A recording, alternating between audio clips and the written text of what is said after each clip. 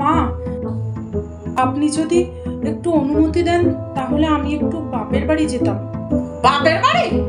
5 বছর হয়েছে ঠিক মতো বিয়ে করে আসতে পারেনি, 10 বার খালি বাপের বাড়ি ছুটছে। হ্যাঁ, আমরা সেই ছট্টি বয়সে একেবারে বিয়ে করে আইছি, এখনো পর্যন্ত না বাপের বাড়ি যাওয়ার কথা শাশুড়ির সামনে চোখ তুলে বলতে পারিনি কখনো। বাপের বাড়ি কি ভুলেই গেছি, কোনো বাপের বাড়ি যাওয়া হবে না, চুপচাপ ঘরে চলে যাও। ঠিক আছে মা। এখনকার দিনে বৌমা ভার্সেস শাশুড়ি। আমি একটু বেরোলাম।